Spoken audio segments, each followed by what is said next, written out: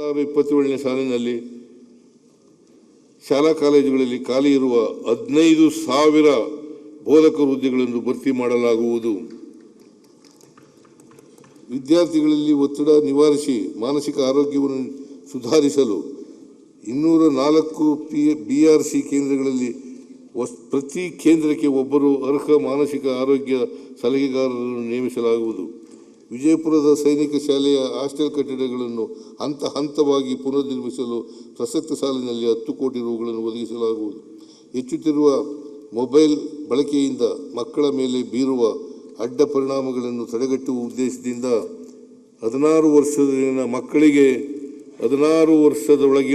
ಮಕ್ಕಳಿಗೆ ಸಾಮಾಜಿಕ ಜಾಲತಾಣದ ಬಳಕೆಯನ್ನು ನಿಷೇಧಿಸಲಾಗುವುದು.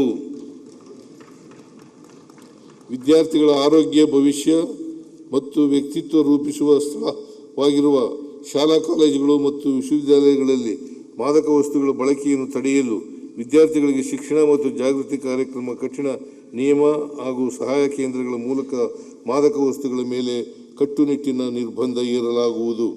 ಉನ್ನತ ಶಿಕ್ಷಣ, ಸರ್ಕಾರಿ ಪ್ರಥಮ ದರ್ಜೆ ಕಾಲೇಜುಗಳು ಮತ್ತು ಪಾಲಿಟೆಕ್ನಿಕ್ಗಳ ಬಲವರ್ಧನೆ, ಉತ್ಕೃಷ್ಟತಾ ಕೇಂದ್ರಗಳ ಸ್ಥಾಪನೆ ಹಾಗೂ ಸಂಶೋಧನಾ ಸಾಮರ್ಥ್ಯ ಹೆಚ್ಚಿಸುವ ಸಲುವಾಗಿ ADB ನೆರವಿನೊಂದಿಗೆ 2,500 ಕೋಟಿ ರು ವೆಚ್ಚದಲ್ಲಿ ಕರ್ನಾಟಕ ಉನ್ನತ ಶಿಕ್ಷಣ ಪರಿವರ್ತನೆ ಯೋಜನೆಯನ್ನು ಅನುಷ್ಠಾನಗೊಳಿಸಲಾಗುತ್ತಿದೆ.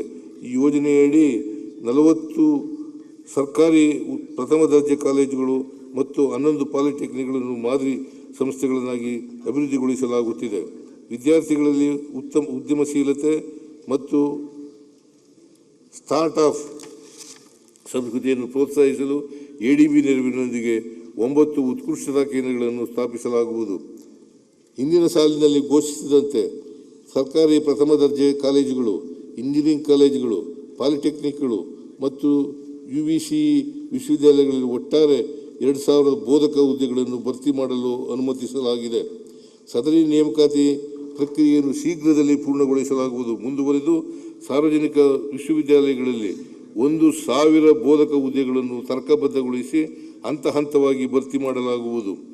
50% ಹೆಚ್ಚು ವಿದ್ಯಾರ್ಥಿನಿಯರು ವ್ಯಾಸಂಗ ಮಾಡುತ್ತಿರುವ 25 ಸರ್ಕಾರಿ ಪದವಿ ಕಾಲೇಜು, 3 ಪಾಲಿಟೆಕ್ ಹಾಗೂ 3 ಇಂಜಿನಿಯರಿಂಗ್ ಕಾಲೇಜುಗಳಲ್ಲಿ ತಲಾ 1 ಕೋಟಿ ರುಗಳಂತೆ ಒಟ್ಟು 31 ಕೋಟಿ ರುಗಳ ವೆಚ್ಚದಲ್ಲಿ ವಿದ್ಯಾರ್ಥಿನಿಯರಿಗೆ ಅವಶ್ಯವಿರುವ ಮೂಲ ಸೌಲಭ್ಯಗಳನ್ನು ಒದಗಿಸಲಾಗುವುದು. 1,000ಕ್ಕಿಂತ ಹೆಚ್ಚು ವಿದ್ಯಾರ್ಥಿಗಳು ವ್ಯಾಸಂಗ ಮಾಡುತ್ತಿರುವ ಒಟ್ಟು 50 ಸರ್ಕಾರಿ ಪ್ರಥಮ ದರ್ಜೆ ಕಾಲೇಜುಗಳು ಅಗತ್ಯವಿರುವ ಪೀಠೋಪಕರಣಗಳು ಹಾಗೂ ಕಟ್ಟಡಗಳ ದುರಸ್ತಿ ನವೀಕರಣ ಕಾಮಗಾರಿಗಳನ್ನು 100 ಕೋಟಿ ರುಗಳ ವೆಚ್ಚದಲ್ಲಿ ಮುಂದಿನ 3 ವರ್ಷಗಳಲ್ಲಿ ಕೈಗೊಳ್ಳಲಾಗುವುದು.